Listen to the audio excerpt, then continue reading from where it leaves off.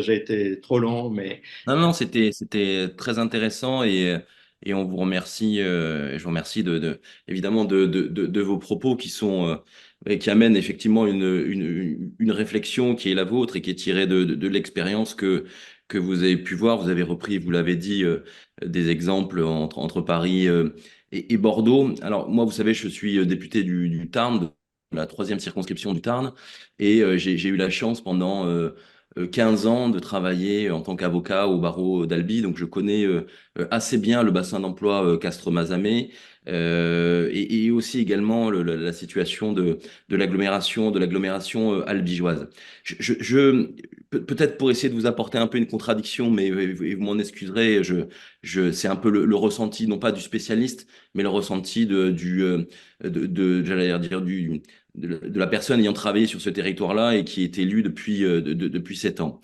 Je ne suis pas, moi, certain qu'on puisse transposer l'exemple que vous évoquez entre Paris, Bordeaux et les conséquences de l'arrivée du TGV et l'arrivée de cette infrastructure autoroutière entre Toulouse et Castres-Mazamet. Castres-Mazamet, c'est un bassin d'emploi de 80 000 personnes. Vous le savez, c'est le seul bassin d'emploi en ex-Midi-Pyrénées, mais en Occitanie, à ne pas être relié à Toulouse par une infrastructure autoroutière. C'est le cas de Foix, de Tarbes, de Montauban, d'Albi. Et je crois qu'il y a là aussi, à travers la réalisation de cette infrastructure routière, non pas la volonté que vous avez évoquée de ces élus locaux qui voudraient absolument montrer leur action sur le territoire autour de grands projets, mais bien la nécessité de régler voilà, quelque chose qui est plus de l'égalité des chances entre ce territoire sud-tarnais et qui demande à être désenclavé. Et j'entends moi parfaitement ce que vous avez évoqué sur quand on parle de désenclavement, il faut faire attention à ce qu'on dit, c'est un désenclavement, on parlait d'enclavement relatif. Moi, je suis prêt à entendre tout cela, mais il y a aussi également d'autres notions, vous savez, qui sont des notions autour de l'attractivité d'un territoire qui souffre aussi également en termes d'emploi, des chefs d'entreprise qui tous les jours vous disent, moi, si je n'arrive pas à recruter un ingénieur, voilà, eh bien, c'est une question de survie économique pour moi aussi également d'un territoire. Je crois qu'il y a aussi également, et peut-être pour vos futurs axes comment dirais-je, de recherche aussi également, à faire le parallèle dans cette infrastructure routière et la situation qui est quasi similaire que l'on connaît entre Toulouse-Albi et Toulouse-Castres. Vous avez là, au fond, la préfecture albigeoise qui est à 75 km de l'agglomération toulousaine et Castres qui est à peu près à la même distance, à 1 ou 2 kilomètres près. Une qui bénéficie d'une infrastructure routière et l'autre qui ne bénéficie pas. Vous voyez, et c'est excessivement flagrant, le développement économique qui s'est fait peut-être dans une moindre mesure sur l'agglomération albigeoise, encore que il y a certains secteurs sur lesquels je reviendrai qui bénéficient à plein de cette desserte par l'infrastructure autoroutière, mais c'est surtout le long de cette infrastructure autoroutière. Regardez les villes comme Saint-Sulpice-la-Pointe, qui sont desservies par deux dessertes autoroutières. La ville de Lavore, la ville de Rabastens, la ville de l'Île-sur-Tal, la ville de Gaillac. Vous avez des villes qui sont aujourd'hui en plein essor, en plein développement économique, et ce développement-là, il ne s'est pas fait sur l'axe entre Toulouse et Castres. Rien à Cuctulza, rien à Morescopon, ou pas grand-chose, rien à Puylaurens. Vous voyez? Et donc, on voit bien la différence qui s'est opérée sur la desserte entre Toulouse et Albi et entre ce qui, voilà, aujourd'hui est attendu dans le cadre de cette desserte entre Toulouse et Castres. Quand je vous parle d'emploi, je ne dis pas ça évidemment à la légère sur les attentes qui sont faites. Vous avez aujourd'hui des sociétés comme la société IMS Network, qui est une société, la seule société qui est sur le COS, donc à Castres, sur la zone industrielle à Castres, et qui fait de la cybersécurité. Et elle vous dit, moi, Jean, pour faire venir un ingénieur sur le COS, c'est peine perdue. J'y ai renoncé depuis des années. Personne ne veut venir à Castres parce que Castres n'est pas attractif. Quel est le mécanisme que ces sociétés ont opéré alors que s'il s'agit de chefs d'entreprise qui sont très attachés à leur territoire? Eh bien, tout simplement, elles ont délocalisé une partie de leur activité à Toulouse pour pouvoir accéder à cette manne des ingénieurs et des sociétés. Et je pourrais reprendre l'exemple, si vous voulez, à les multiplier dans tous les secteurs d'activité. Je recevais en permanence la semaine dernière des personnes en charge de la psychiatrie à Castres. Et la psychiatrie, elle est découpée entre le nord et le sud du Tarn. Bon, eh bien, dans le sud du Tarn, on peine à recruter des médecins psychiatres, alors que la capitale albigeoise y est très bien desservie. Je prends encore un exemple pour vous montrer la différence qui existe. Vous avez deux tribunaux judiciaires et on a la chance d'avoir deux tribunaux judiciaires à Castres et à Albi. Après, avec un volume d'activité qui est à peu près identique. Savez-vous combien d'avocats il y a inscrits au barreau de Castres par rapport au nombre d'avocats inscrits au barreau d'Albi? Vous avez, parce que vous avez une école des avocats à Toulouse, vous avez 50 avocats qui sont inscrits au barreau d'Albi, au barreau de Castres, alors que vous en avez le double qui sont inscrits au barreau d'Albi pour deux tribunaux judiciaires qui ont un même volume d'activité. On voit bien que là, il y a une problématique aussi également, peut-être qui doit être appréciée aussi également en termes d'attractivité du territoire. Pourquoi est-ce qu'un avocat qui sort de l'école de Toulouse va vouloir s'installer plutôt à Albi et pas à Castres, alors qu'il y a un volume d'activité qui est différent, qu'il aurait plus de chances de mieux gagner sa vie à Castres qu'il ne le fait à Albi. Il y a donc, encore une fois, je crois, pas de croyance ni de mythe politique autour de la réalisation de cette infrastructure autoroutière. Il y a vraiment la nécessité et un appel à l'aide de ces chefs d'entreprise de plein de secteurs d'activité. Je peux parler du secteur d'activité aussi de la santé, de survie économique d'un territoire, d'attractivité. Évidemment que cette infrastructure autoroutière, elle ne réglera pas toutes les problématiques. Et je crois qu'il faut être raison gardée, évidemment, par rapport à ce que vous évoquez sur comment dirais-je, l'enclavement et sur les conséquences de ce désenclavement souhaité. Mais il y a quand même malgré tout un aspect qui est très prégnant et une comparaison objective qui peut très bien se faire et se réaliser entre la manière dont s'est développée l'agglomération albigeoise par rapport à l'agglomération Castres-Mazamet et surtout le développement économique qui s'est fait le long de l'infrastructure entre Albi et Toulouse et entre Albi et Castres. Et donc, j'entends ce que vous me dites par rapport aux prétendues attentes sur le développement de Bordeaux par l'arrivée du TGV. Mais encore une fois, je ne crois pas qu'on soit sur les mêmes périmètres et sur les mêmes données, encore une fois, compte tenu de ce que je vous ai évoqué. Donc, voilà, je voulais simplement vous remercier encore une fois.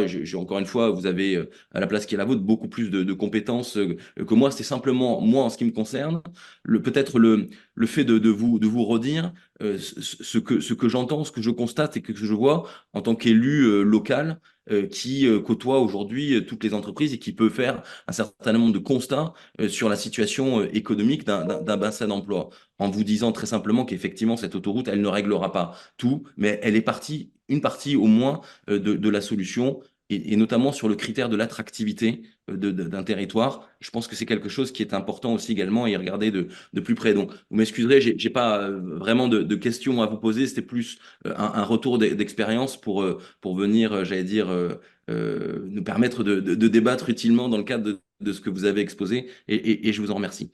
Je vais passer la parole à Madame la rapporteure qui aura peut-être plus de questions que moi à vous poser. Oui, merci, Monsieur le Président. Vous m'entendez? On vous entend. Ah, je n'entendais plus personne.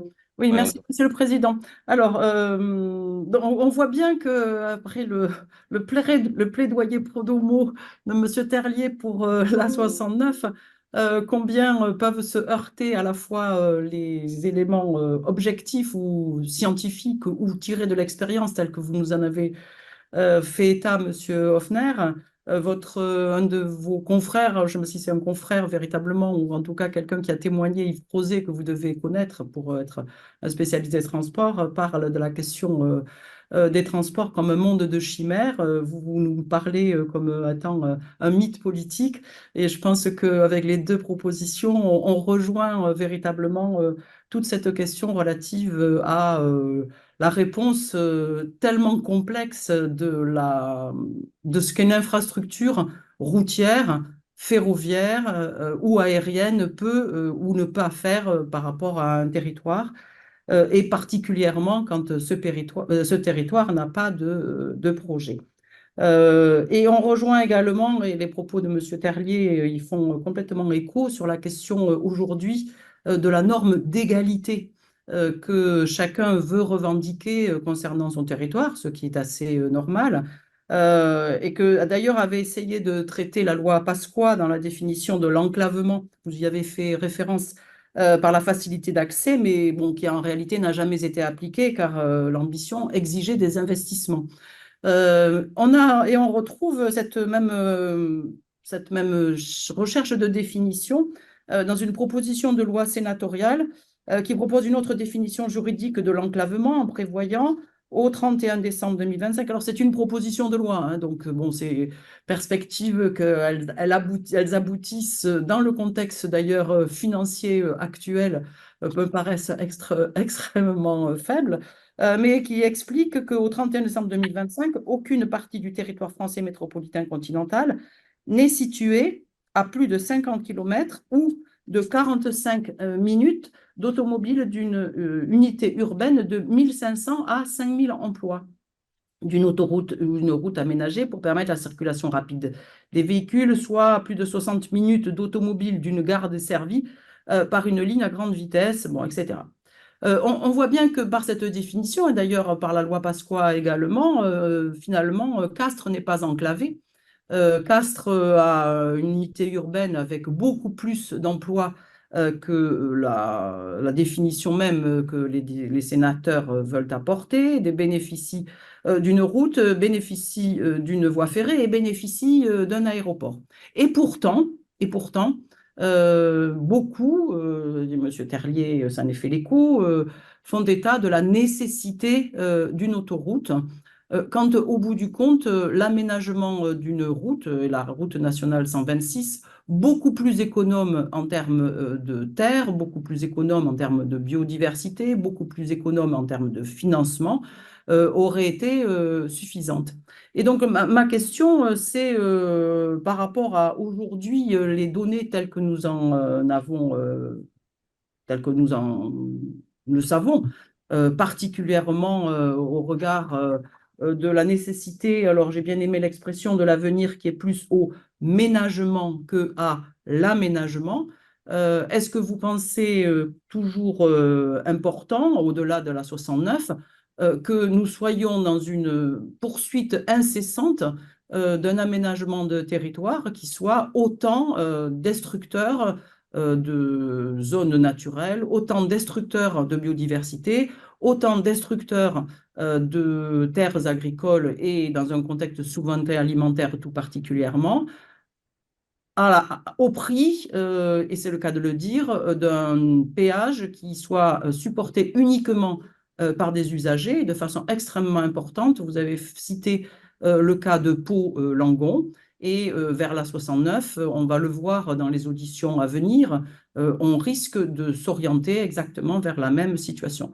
Donc, en résumé, l'aménagement du territoire aujourd'hui, pour vous, qu'est-ce que c'est?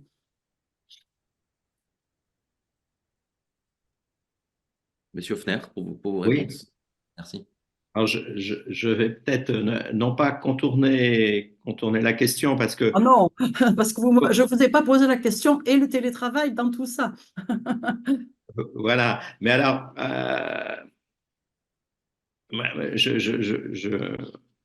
tout bon chercheur réinterprète les questions qu'on lui pose. Donc, je vais me permettre, y compris en articulant avec ce que Monsieur le Président a dit, je crois que c'est vous, Madame, qui avez parlé au début de la métropolisation. Je pense que c'est peut-être ça le meilleur cadre de référence. C'est-à-dire, je crois qu'à Toulouse, c'est inventé ou s'invente, comment ça s'appelle, un dialogue métropolitain entre Toulouse et puis justement les 6 ou 7 villes moyennes autour de Toulouse. Euh, c'est quoi une métropolisation heureuse? Moi, je crois qu'il peut y avoir une métropolisation heureuse.